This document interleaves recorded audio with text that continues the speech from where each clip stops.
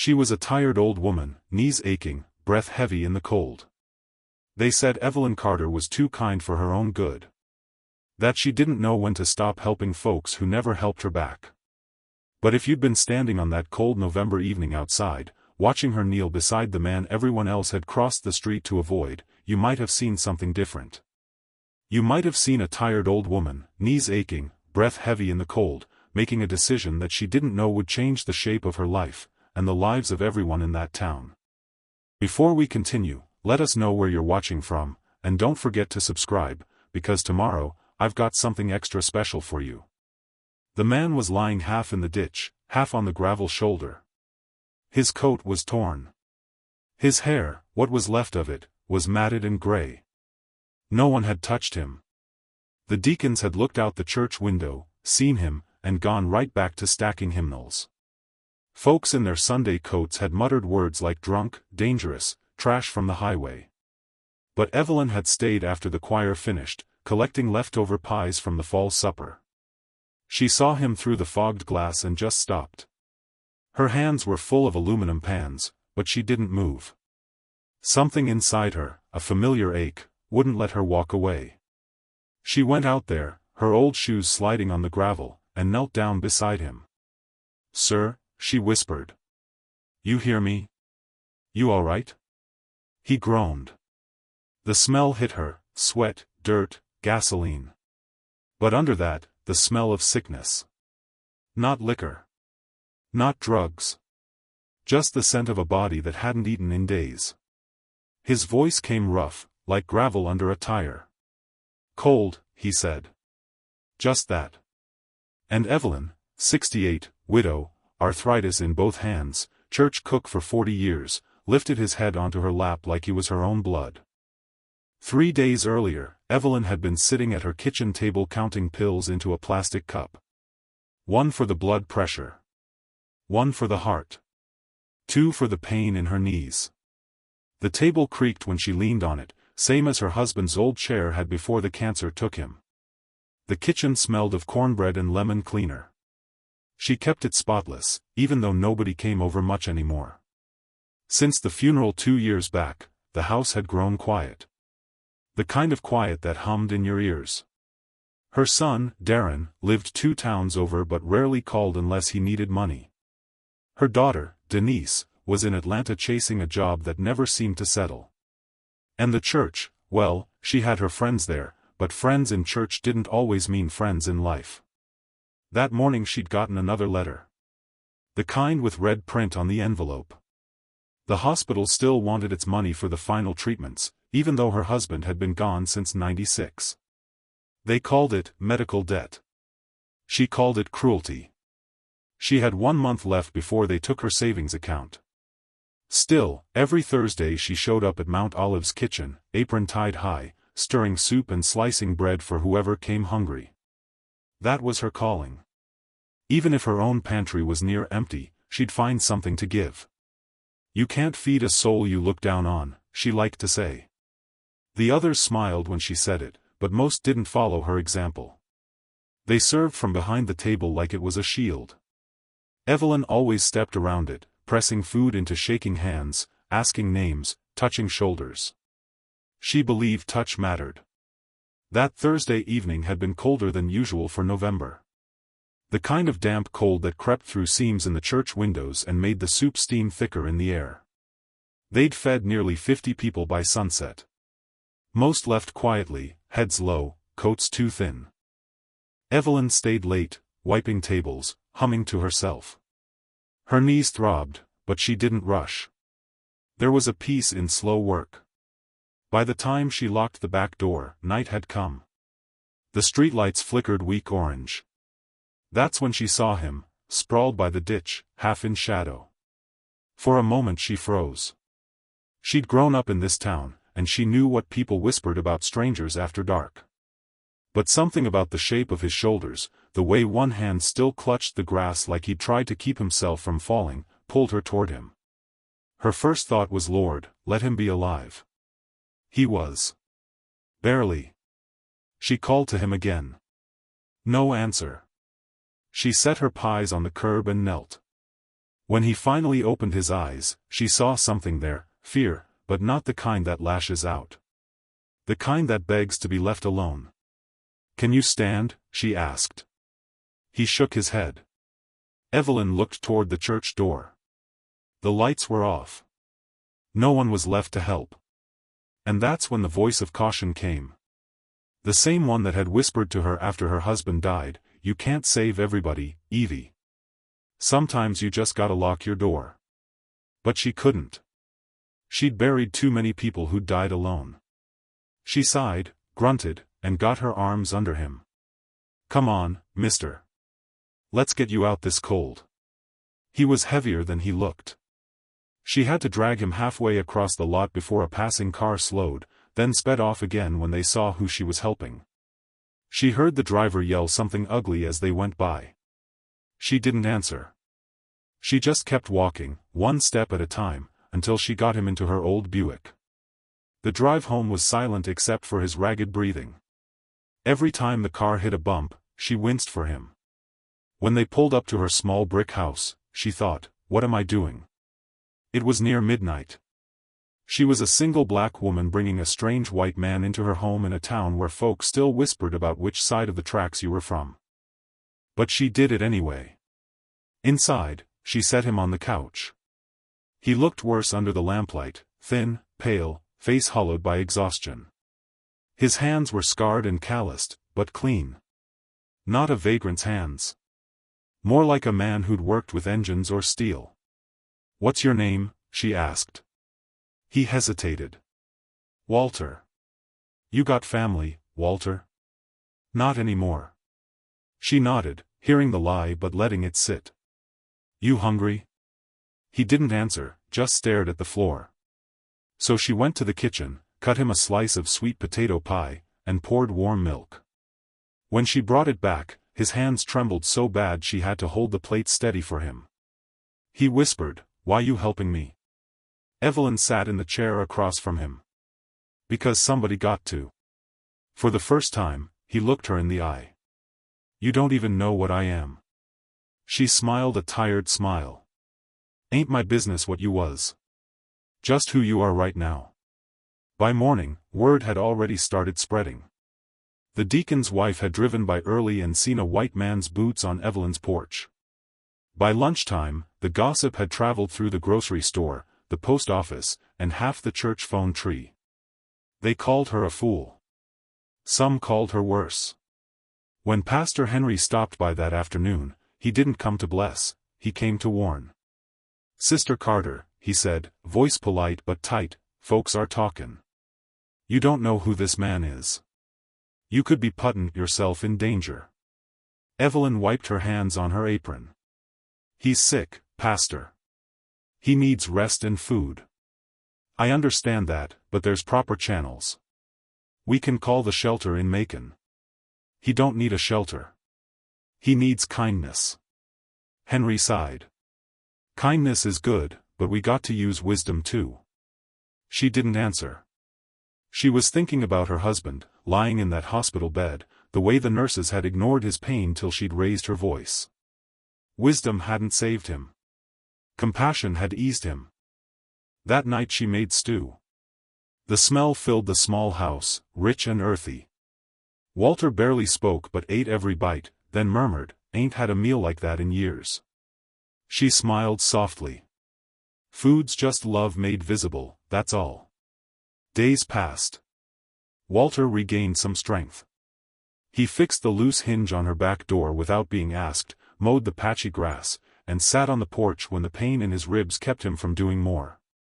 Evelyn noticed small things, a tattoo peeking from under his sleeve, an old ring he wore on a chain, the way he looked out toward the road every few minutes like expecting someone.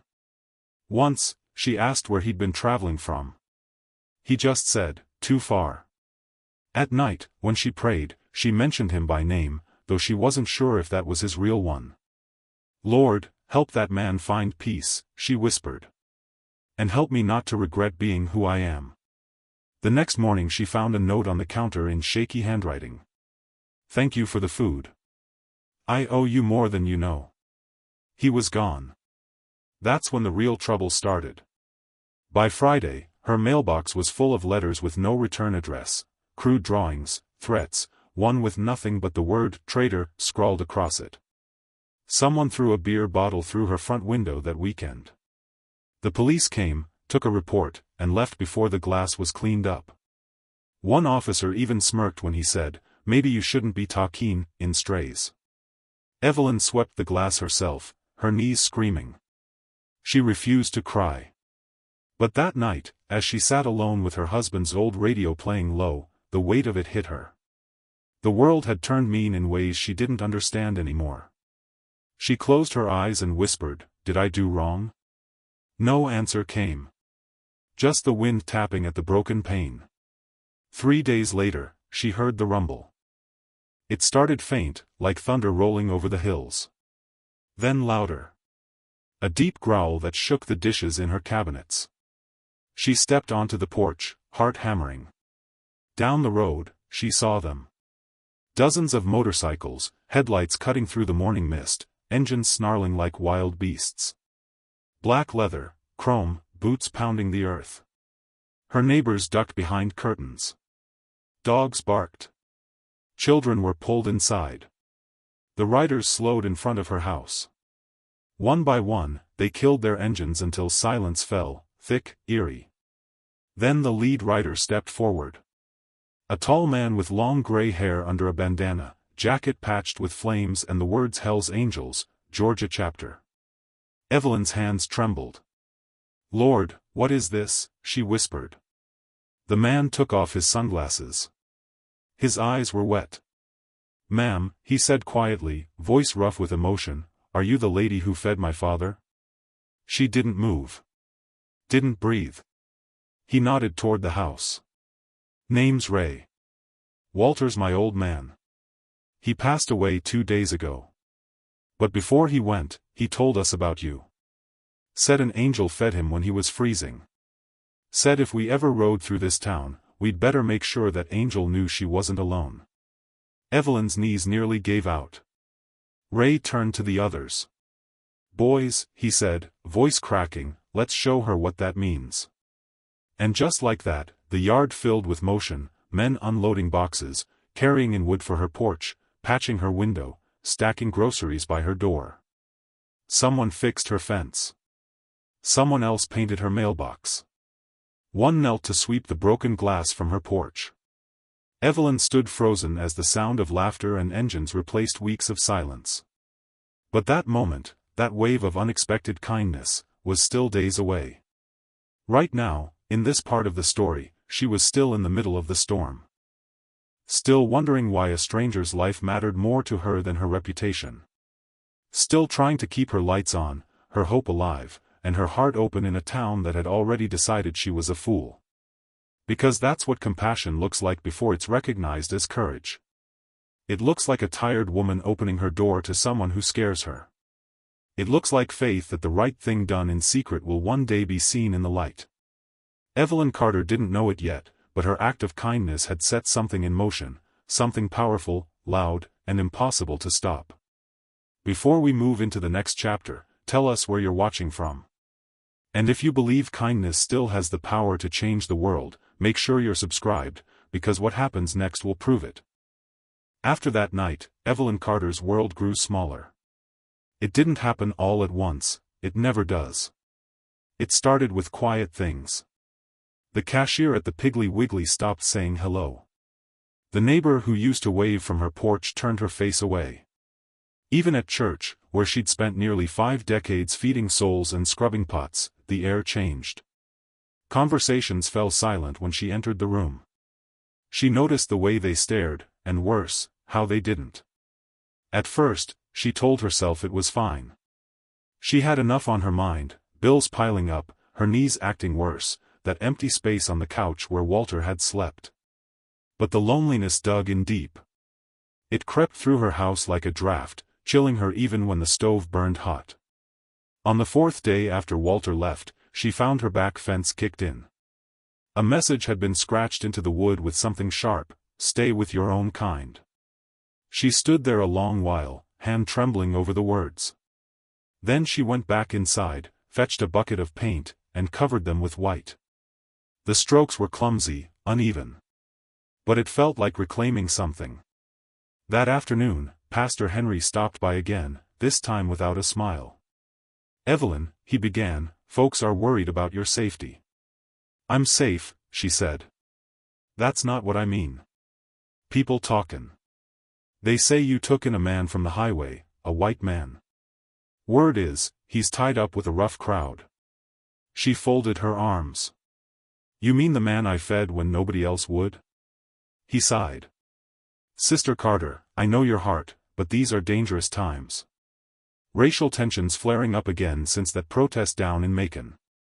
You helping someone like him, it sends a message." Evelyn's voice hardened. "Then let it send one. That I ain't afraid to do what the Lord tells me." Pastor Henry's silence said enough. When he left, he didn't look back.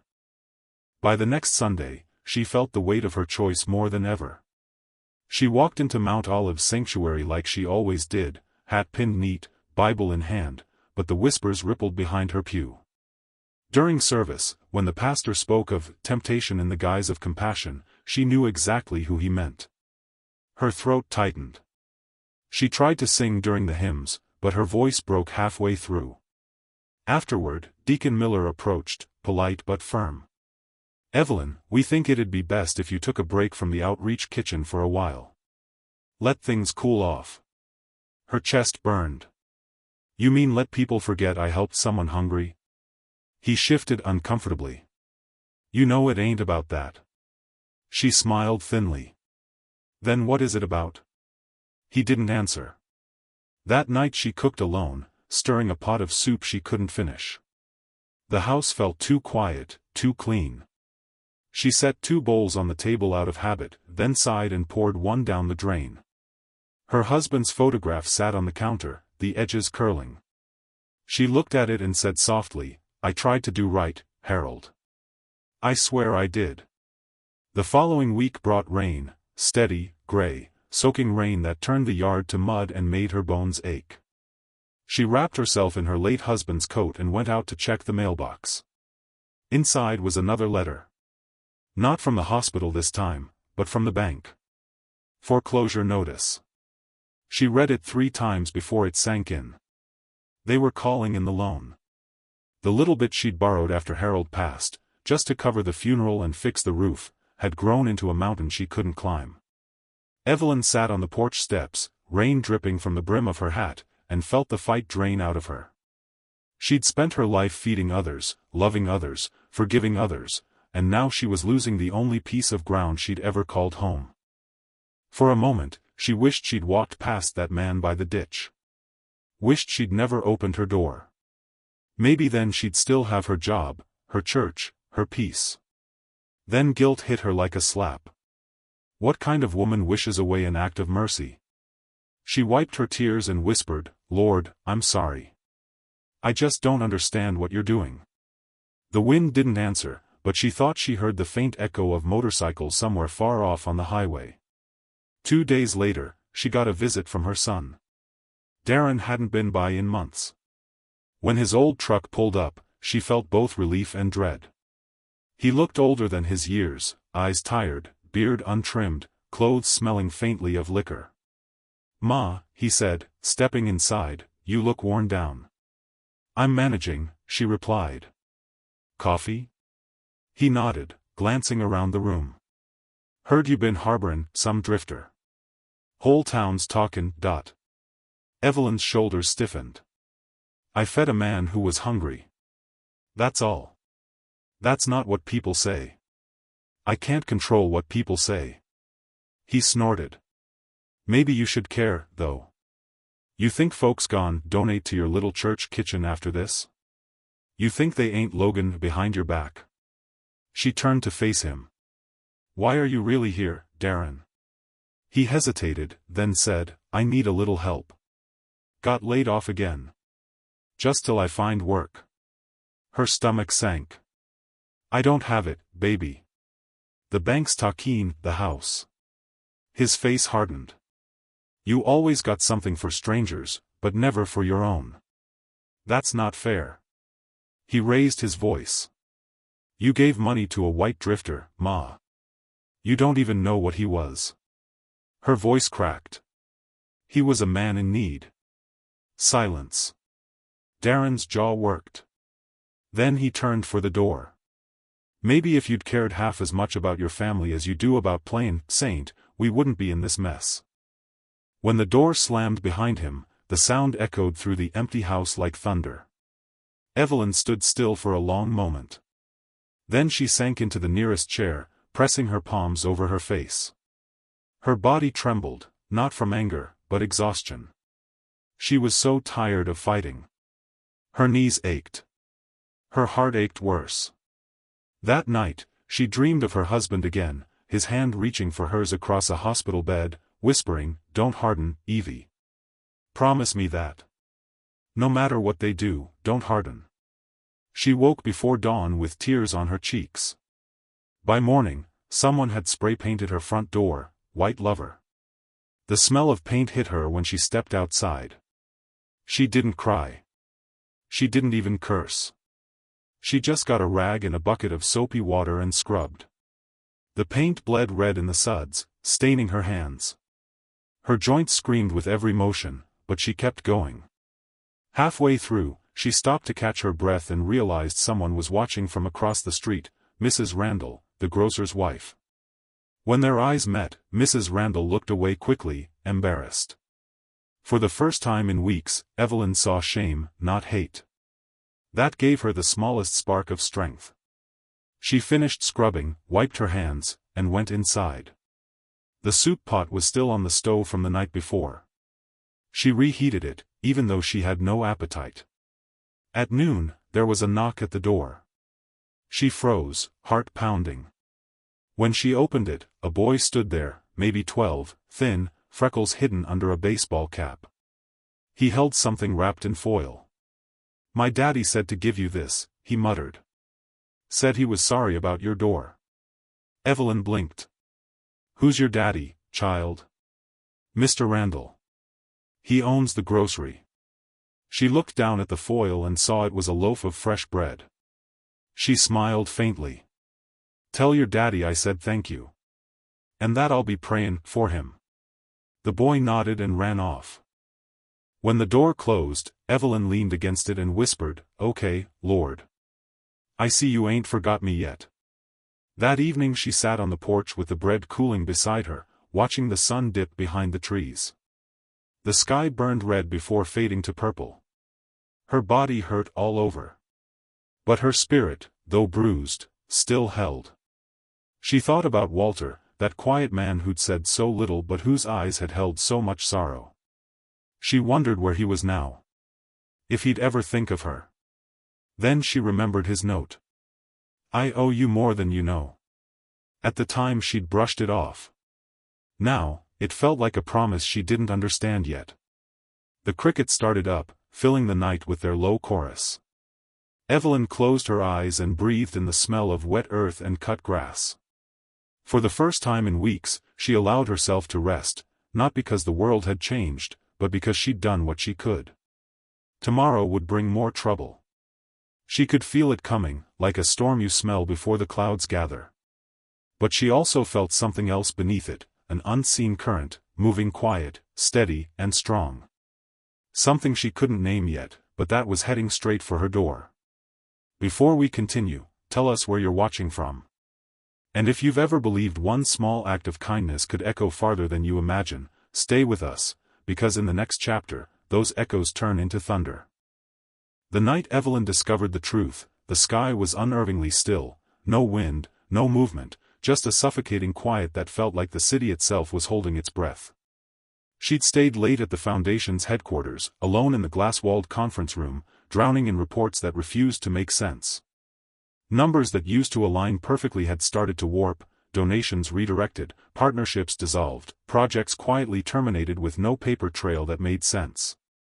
She had spent the past 3 nights chasing ghosts through spreadsheets, trying to find where the money had gone. At first, she thought it was human error. Someone in accounting double-counted, someone in procurement misfiled.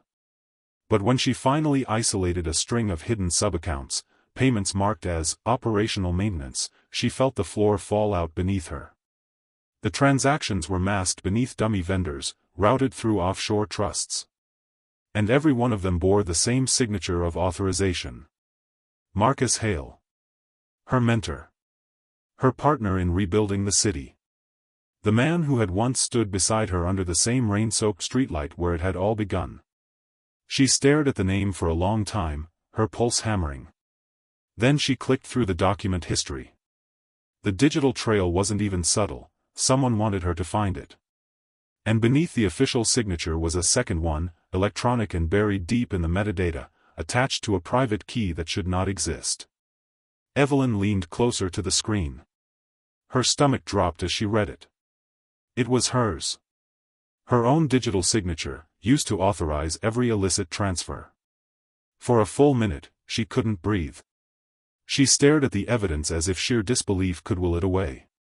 The reality of it struck her like a slow, cold wave. Someone had been forging her credentials. Every dollar that vanished from the Foundation's accounts had been done under her name. Her name. The sound of footsteps in the hallway jolted her upright. She closed the files, locked her computer, and walked to the window overlooking the city. She needed air, distance, anything but this choking sense of betrayal closing in. But when she turned, Marcus was already standing at the doorway. He looked calm, too calm, his posture measured, his face unreadable. He stepped into the room like a man entering his own confession booth. "Evelyn," he said softly. "Still working late?" Her throat went dry. She wanted to say yes, to pretend nothing was wrong, but her body betrayed her. The tremor in her voice made it obvious. "You forged my credentials," she whispered. Marcus exhaled slowly, his expression shifting into something between pity and resolve. "I didn't forge anything. I used what was necessary to keep this project alive." "This project?" she spat. "You're stealing from it." He cut her off with a raised hand. "Stealing? No. Diverting. Reallocating funds to where they'll actually make a difference. The city's rotten, Evelyn. It doesn't respond to kindness, it responds to leverage. You wanted to change the system. I'm doing that." Evelyn stared at him, horror unfurling slowly. "You used me," she said. "You used my name, my reputation." "Your name opens doors," he said quietly. "Mine doesn't anymore. You know how this world works. They trust you because you smile at cameras and talk about empathy. I'm the man behind the curtain doing what has to be done." The words hit her harder than she expected. There was no remorse in his tone, only a kind of pragmatic fatigue. She took a step closer. "You forged my authorization. You laundered millions. How much of it is gone?" He didn't answer. "Marcus," she said again, more firmly. He sighed, rubbing his temple like an exhausted father addressing an ungrateful child. "Enough to matter. Enough to get the attention of people who actually move the world." Evelyn's mind spun. You're working with them, aren't you? The same people who tried to silence the investigation 2 years ago?" Marcus gave a thin, bitter smile. "Working with? No. Partnering. They have resources. I have vision. You have legitimacy. Together, we could have built something unstoppable." "We?" He met her gaze, and for the first time she saw the flicker of something almost human in his eyes, regret, maybe. But it vanished as quickly as it came. "You were supposed to understand," he said. "You were supposed to evolve." Evelyn stepped back, disgust flooding her voice. "You betrayed everything we built. Everything we stood for." He tilted his head. "Did I? Or did I just take the mask off? The world doesn't change through speeches and policies, Evelyn. It changes when you hold the power to bend it." She didn't answer. The words felt like poison in the air. Marcus turned toward the door, pausing just long enough to deliver one last line. "You can expose me if you want. But you know how this ends. They'll trace every file to your signature. You'll go down first." The door clicked shut behind him. Evelyn stood in silence, her entire world collapsing inward. She wanted to scream, to break something, but all she could do was stand there and feel the enormity of it settle over her like dust. He was right. If she exposed him now, she'd destroy herself in the process. The evidence was airtight, and it all pointed to her. But she couldn't stay silent either. Not this time. By dawn, Evelyn had packed what she could and disappeared from her apartment. The city that had once felt like hers now pulsed with paranoia. Every phone call, every text felt like surveillance. She withdrew from the foundation entirely, leaving only a cryptic resignation message that would buy her time. In the weeks that followed, rumors exploded. The media speculated about financial discrepancies. Anonymous sources whispered that the golden face of reform had fled the city to avoid prosecution. Marcus, meanwhile, played the savior, appearing on broadcasts, pledging transparency, promising an internal investigation. He was cleaning up his own trail. And he was doing it beautifully. Evelyn watched from a safe house on the outskirts of town, her name unraveling on every news channel. Friends stopped answering her calls. Donors withdrew support. Her legacy, everything she'd built from nothing, was being dismantled, one headline at a time. But she wasn't broken. Not yet. She still had something Marcus hadn't counted on, fragments of data she'd copied before he'd confronted her. Encrypted files, backup logs, hidden conversations. Not enough to exonerate her, but enough to prove he wasn't acting alone. There were bigger players, and she was going to find them. One night, while sifting through one of the corrupted backups, she found a string of encrypted communications between Marcus and a contact listed only as director. The tone was clipped, clinical, almost militaristic. The messages referenced the operation, control through dependency, and a coming transition phase. And then, one chilling line. Ensure Carter is discredited before activation. She cannot be allowed to control the narrative. Evelyn froze. They hadn't just framed her, they'd planned it. She had been written out of her own story from the beginning. Her chest tightened, a quiet fury igniting somewhere deep inside her. They wanted her silent. Invisible. Forgotten. They'd made the worst possible mistake.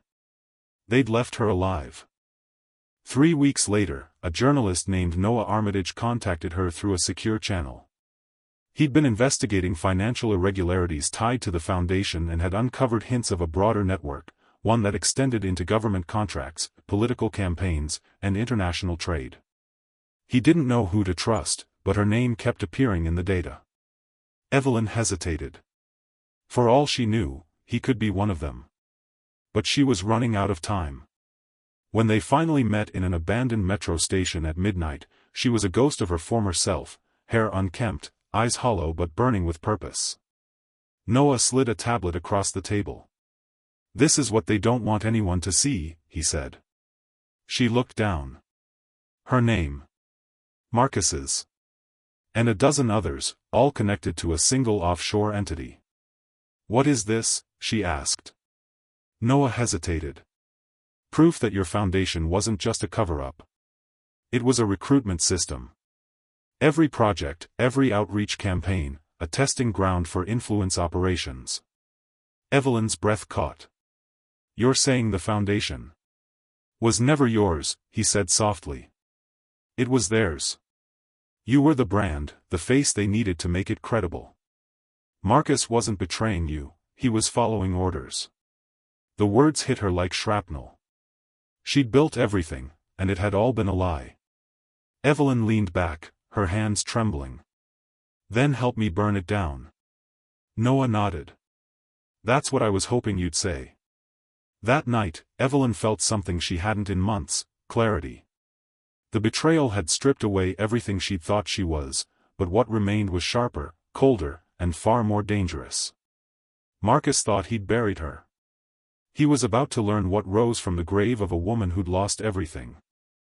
The storm that would undo Marcus Hale began with a whisper. Not a headline. Not a public statement. Just a single, encrypted message sent from a safe house at 3:14 a.m., traveling through a dozen servers before landing on the private inbox of a senator Evelyn had once trusted.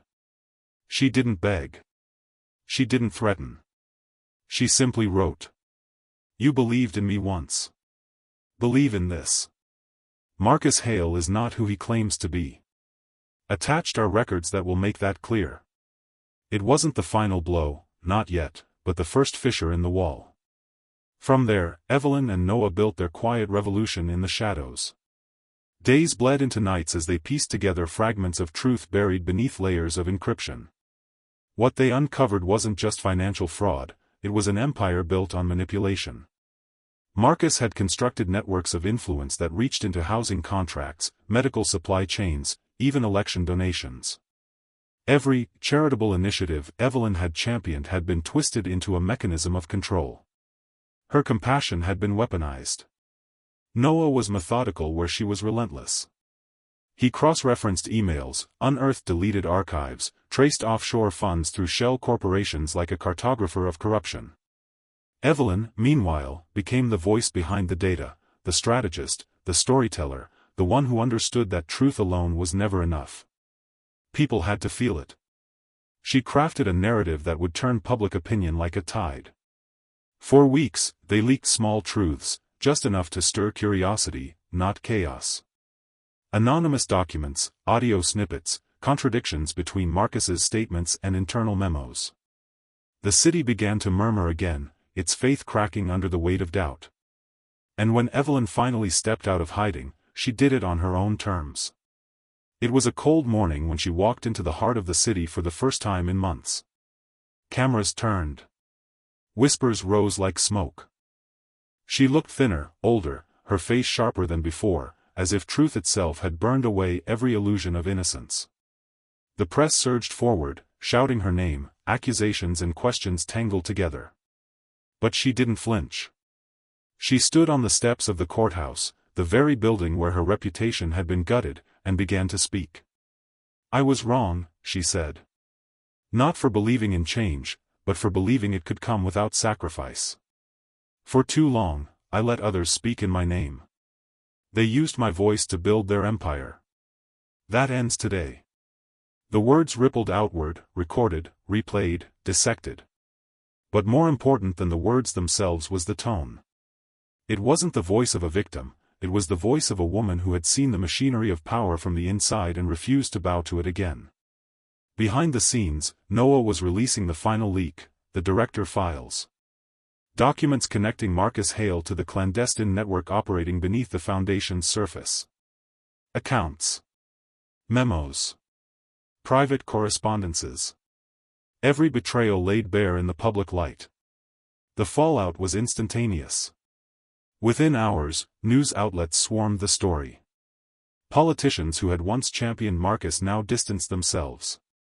The board of the Foundation announced an emergency suspension of all operations. By nightfall, law enforcement had raided his office.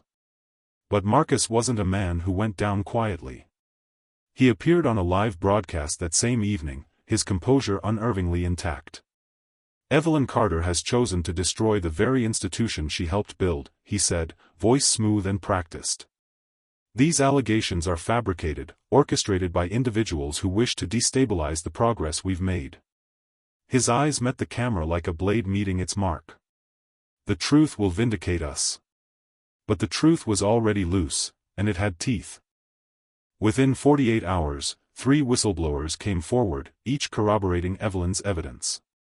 Private messages surfaced, Marcus threatening silence, promising ruin to those who disobeyed. The empire began to crumble. Yet, even as Marcus fell, Evelyn didn't feel triumph. What replaced rage wasn't victory, it was clarity. She realized the true battle had never been between her and Marcus. It was between the illusion of good and the courage to face what good actually costs. She had spent years chasing purity, the clean, perfect vision of a world made better through kindness. But the truth was messy, human, imperfect. She'd seen what happens when idealists close their eyes to the dirt beneath their own hands. And now, she refused to close hers again. When Marcus was finally arrested, the footage went viral, a silent man in a dark suit being led past flashing cameras, his face unreadable. The same face that had once smiled beside hers on magazine covers. Evelyn didn't attend the hearing. She didn't need to. The system he'd manipulated would now consume him, a fitting end, not by revenge, but by exposure. Instead, she walked to the river where everything had begun. The air smelled of rain, just as it had the night she'd first stood beside Marcus, full of hope and naivete. She closed her eyes, letting the sound of the city wash over her. Somewhere, beyond the concrete and chaos, she could hear faint echoes of the person she used to be, the one who believed in change as something pure. That version of her was gone. But in her place stood something stronger. She wasn't trying to save the world anymore. She was trying to understand it, to confront its contradictions, to build truth not from perfection, but from pain. Noah joined her at the riverbank, silent for a while before saying, "You know this isn't over, right? The director files, they're only the beginning." Evelyn nodded. "I know." He hesitated. "What happens now?" She looked out across the water, watching the city lights reflect off its surface like scattered embers. "Now," she said softly. "We rebuild, properly this time. Not as symbols. As people." Noah smiled faintly, as if unsure whether to believe her. But Evelyn didn't need belief anymore. She had truth, ugly, inconvenient, unpolished truth, and that was enough. Weeks later, a journalist asked her in an interview how she had survived the scandal, the betrayal, the collapse of everything she'd once stood for. Evelyn thought for a long time before answering. "I didn't survive it," she said quietly. "I was rewritten by it." "You don't walk through fire and stay the same." The interviewer pressed on. "And Marcus Hale?" She met their gaze. "He taught me that light isn't the opposite of darkness. It's born from it." That line would echo across every publication the next morning, dissected, quoted, turned into headlines, but stripped of the weary truth in her tone. Because what Evelyn really meant was simpler. The darkness hadn't destroyed her. It had revealed her. That night, she stood alone on the balcony of her new office, smaller, humbler, but real. The foundation was gone, replaced by a cooperative she'd built with former staff who'd refused to abandon her even at her lowest. No more glossy brochures. No more charity galas. Just real work. Real change. The city below still pulsed with corruption, but now she saw it differently, not as an enemy to destroy, but as a living thing to navigate. She'd lost faith in perfection, but not in people. And maybe, she thought, that was the truest kind of redemption there was. As dawn broke, she whispered into the silence. "For the first time, I'm not running from the story. I am the story." The words felt final, not an ending, but a beginning rewritten by fire, betrayal, and truth. 5 years later. The city had changed its skyline, but some things, the way dawn painted the river, the hum of distant traffic, remained constant. The glass towers were taller now, newer, but they still reflected the same stubborn light Evelyn Carter had once stood beneath as everything she believed in burned around her. Her name had faded from the headlines. The trials were long concluded. Marcus Hale was serving time in a federal facility, the memory of his empire scattered across public records and think pieces. Some still spoke of him with bitterness, others with pity. Evelyn did neither. She had buried that chapter and built something new from the ashes. They called it the Carter Collective, a community initiative run out of a converted textile mill on the south side of the city, the same neighborhood she'd once driven past without noticing. It wasn't glamorous, but that was the point. Inside, there were classrooms, a small clinic, a legal aid office, and a kitchen that never closed its doors. Every wall bore fingerprints, literal ones, painted during the building's restoration. She'd insisted that everyone who helped, from volunteers to the children who played nearby, leave a mark before the final coat of sealant. "So we never forget," she'd said, "who this place belongs to." The collective had become a heartbeat. People came for food, for work, for education, for the simple act of being seen. The kind of place Evelyn had once dreamed of creating under the foundation, but this time with no strings attached, no cameras, no sponsors who demanded purity before they offered compassion. She moved slowly now. The years had taken some of her strength, arthritis in her hands, an ache in her back that never fully eased, but her mind remained sharp. She no longer spoke at galas or interviews. When reporters called, she politely declined. "I've said enough," she'd tell them. "Let the work speak for itself." Still, people came. Not journalists or donors, but those whose lives she'd touched without even realizing it. Young mothers, once afraid to ask for help. Former staff members from the old foundation, seeking a way to make amends. Even a few of Marcus's old associates, humbled by time and consequence, asking quietly if they could volunteer. Evelyn didn't turn anyone away. She had learned that redemption wasn't a currency you could give or take. It was a labor, one that never truly ended. Noah still worked with her, though he now had his own family. He often brought his little girl on weekends, a spirited 5-year-old who darted through the hallways laughing, her voice echoing like sunlight in sound. The first time Evelyn met her, she'd felt something loosen in her chest, a quiet kind of peace she hadn't known in decades. Sometimes she'd catch Noah watching her as she stirred soup in the kitchen or folded donation letters, and she'd see the unspoken gratitude in his eyes. They didn't need to talk about what they'd survived together. The silence between them was comfortable now, the kind built only through shared fire. One afternoon, as spring melted into summer, Evelyn received a letter. It came without a return address, just a postmark from a small town upstate.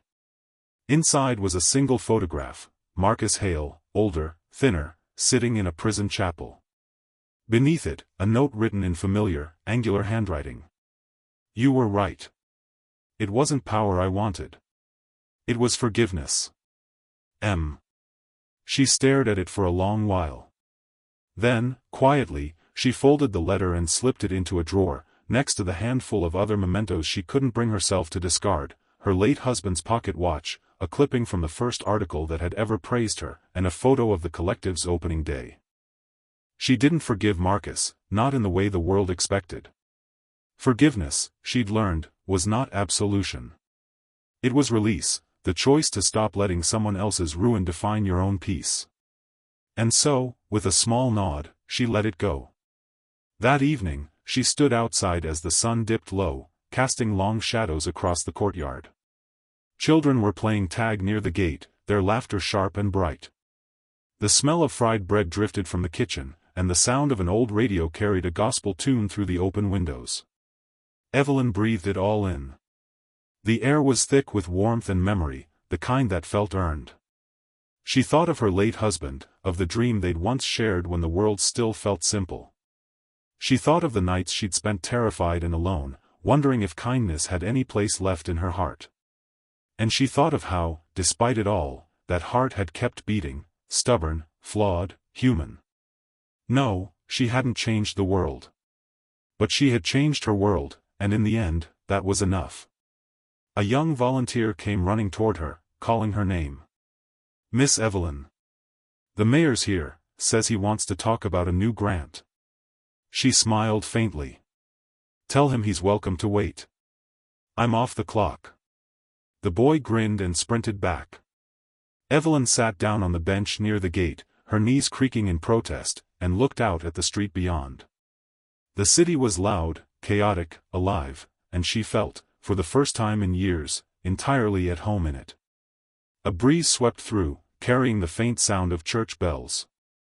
For a moment, she imagined her mother's voice, soft and steady, "You can't fix everything, baby girl. But you can love what's in front of you." She closed her eyes and smiled. That was all she'd ever really done. Before we close, let us know where you're watching from. And if Evelyn's story moved you, if you believe that even a single act of kindness can ripple through generations, tap that like button, subscribe, and turn on your notifications. Because stories like this one, stories of quiet courage and second chances, deserve to be heard. And remember, true kindness doesn't need an audience. It just needs someone willing to start.